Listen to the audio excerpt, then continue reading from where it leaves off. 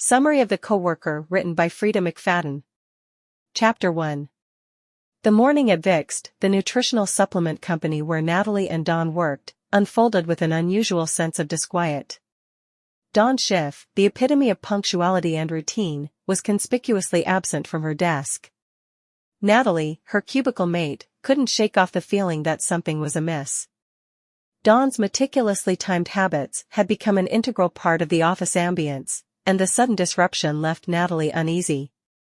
The day began with Natalie's usual arrival at the office, the 30-minute window between 8:30 and 9 a.m., depending on the unpredictable nuances of her morning routine.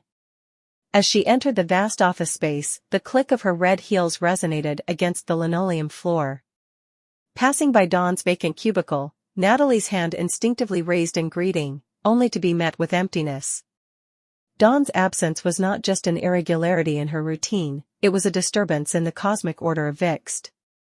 The staleness of routine had been disrupted, and Natalie couldn't help but feel an ominous weight hanging in the air. Dawn's meticulous schedule, from her 8:45 a.m. desk arrival to her 5 p.m. departure, was like the ticking of a clock that kept the office in sync. A disruption in this rhythm sent ripples of unease through the otherwise monotonous work environment. Attempting to alleviate the growing tension, Kim, Natalie's best friend at work, bounded towards her with news about t-shirts for an upcoming charity run. Kim's radiant post-honeymoon glow, coupled with the revelation of the t-shirts, momentarily distracted Natalie from the mystery of Dawn's absence.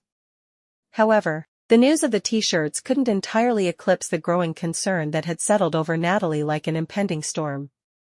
Kim's revelation about the charity run served as a brief interlude, providing Natalie with a momentary reprieve. The vibrant and tailored dress and the telltale bulge suggested a future pregnancy, adding an air of joy to an otherwise disconcerting morning.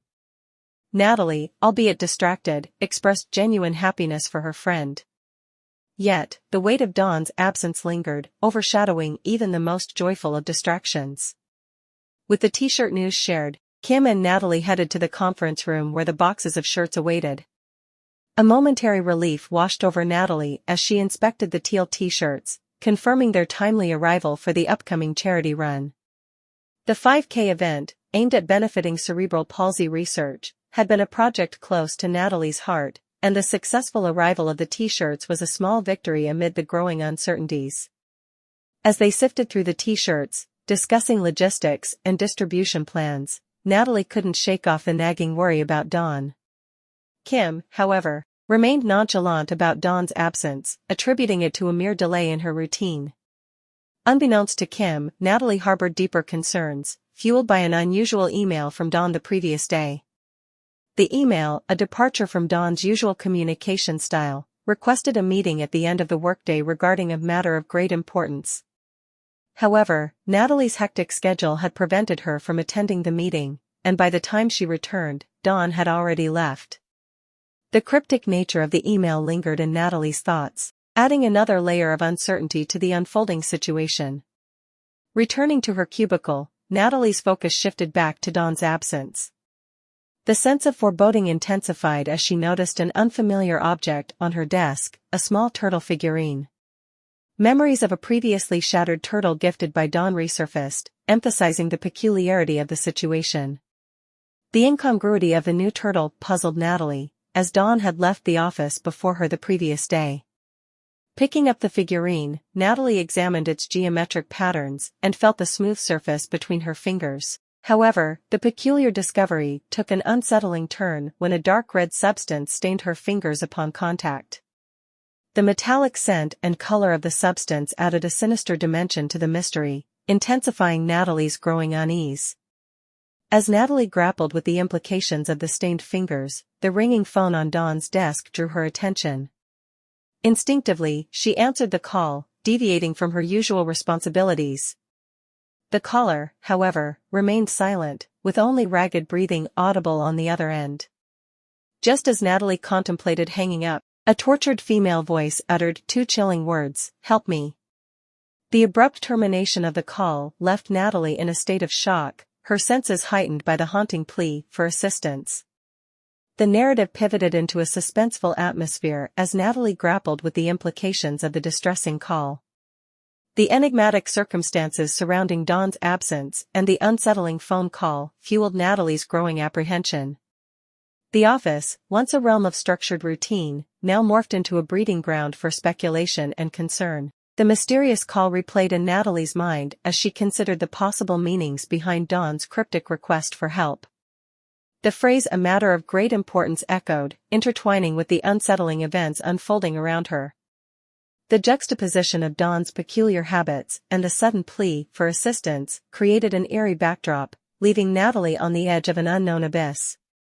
The narrative skillfully wove together Natalie's internal reflections with her external actions as she grappled with the unfolding mystery. The author maintained a sense of suspense, steadily building tension and intrigue. The reader was compelled to delve deeper into the enigma, mirroring Natalie's quest for answers.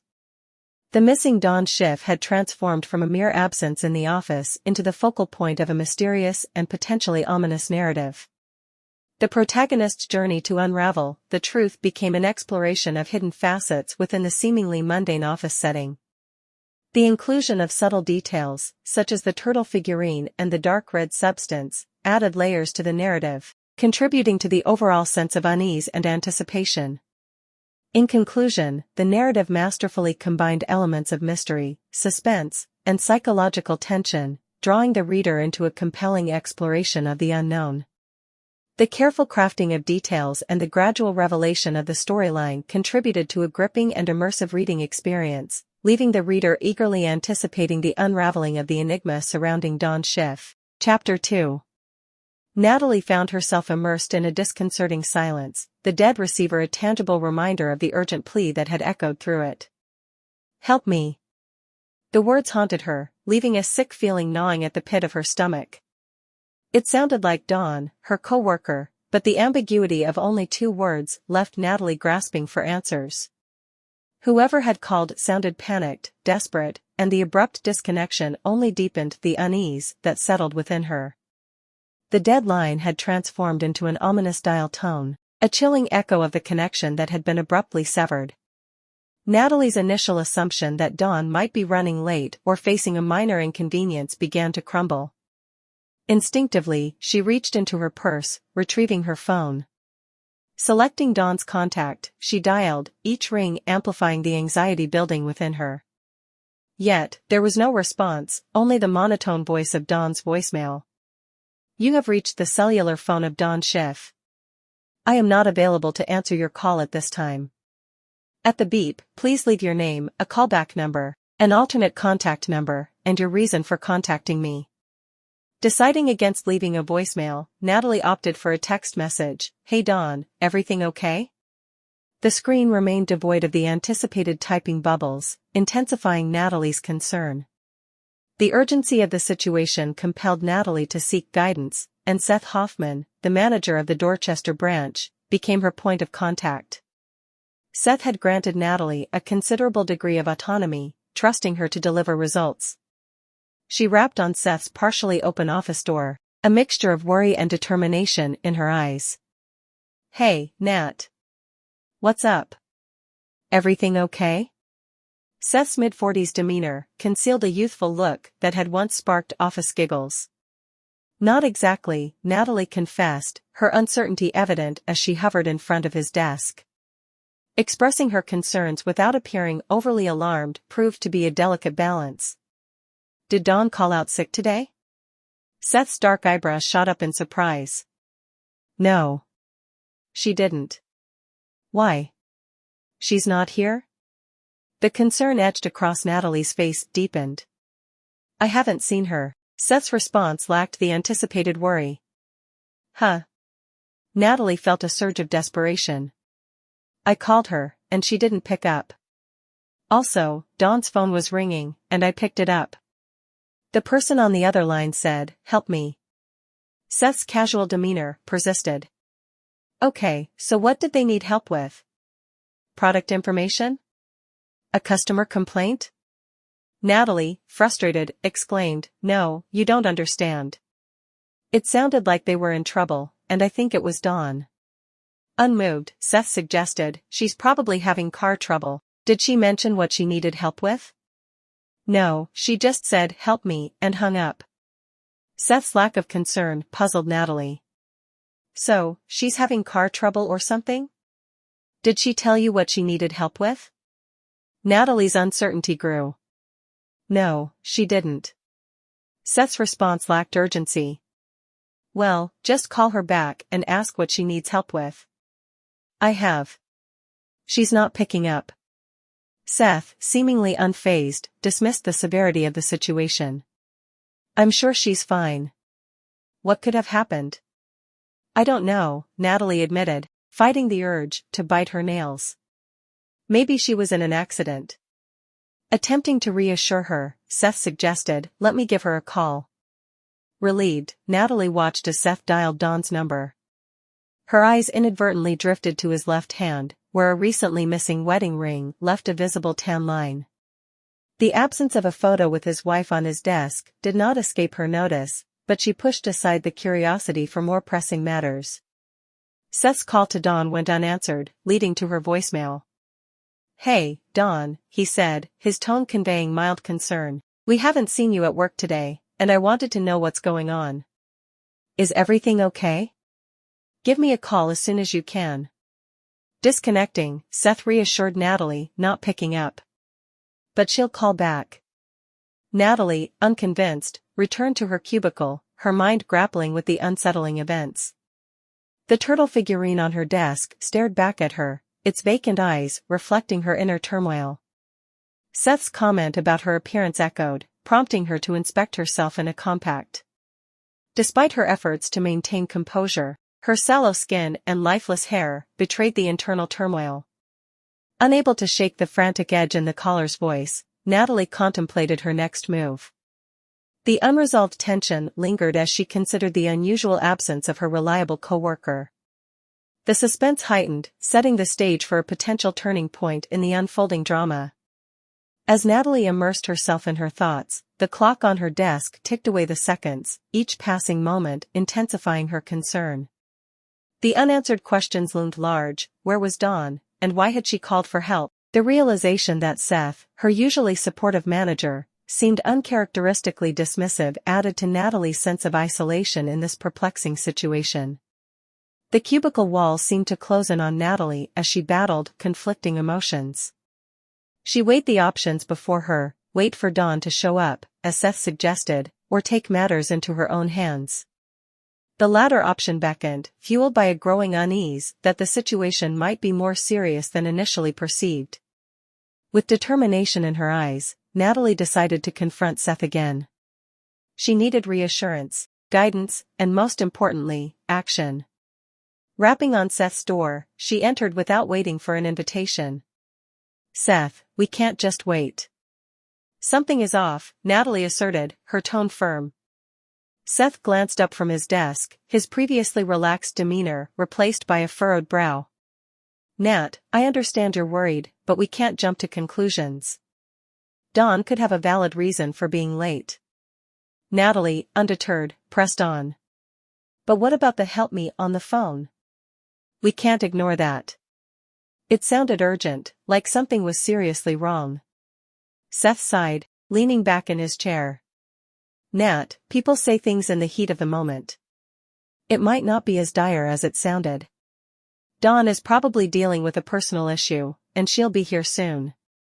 Frustration welled up in Natalie. She needed more than reassurances, she needed action. Seth, I respect your judgment, but we can't just sit here. What if something is genuinely wrong? What if Dawn needs help? Seth's gaze softened, and he leaned forward, placing his hands on the desk. Nat, I get it. Dawn is important to the team, and we'll give it some more time. If she doesn't show up in the next hour, we can consider taking further steps. Not entirely satisfied but recognizing the compromise, Natalie nodded. She returned to her cubicle, her mind a whirlwind of worry and contemplation.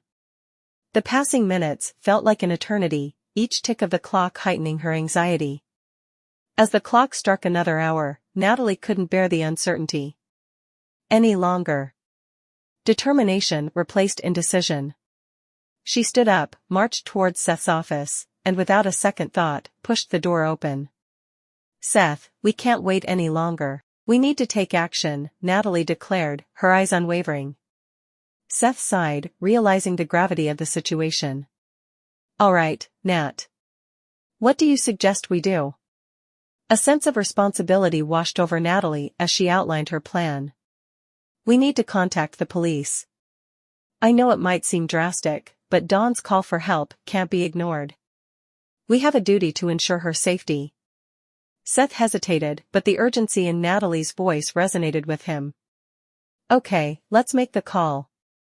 The decision made, Natalie and Seth reached out to the local police, providing them with the details of Dawn's distressing call and her subsequent absence from work.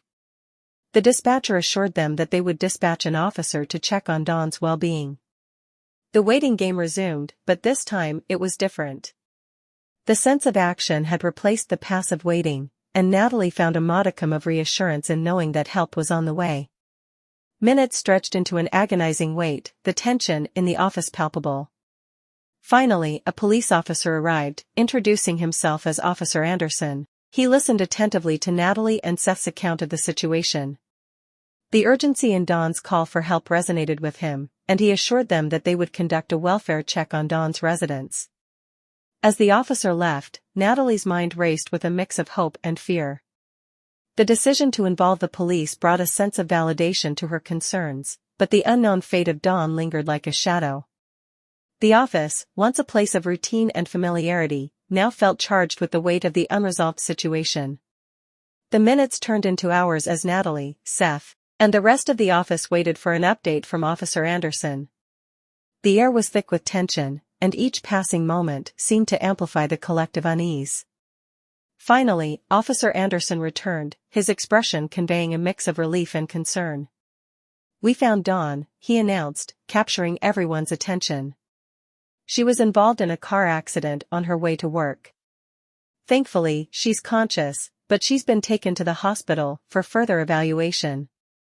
A collective exhale swept through the office, the news bringing a mixture of relief and worry. Natalie's heart sank at the mention of a car accident, realizing the gravity of the situation. She exchanged a glance with Seth, and a silent acknowledgement passed between them. Their concerns had not been unfounded. Officer Anderson provided the hospital details, ensuring that Dawn's coworkers could visit her once she stabilized. The weight that had settled upon the office began to lift, replaced by a sense of gratitude that Dawn had been located and was receiving the necessary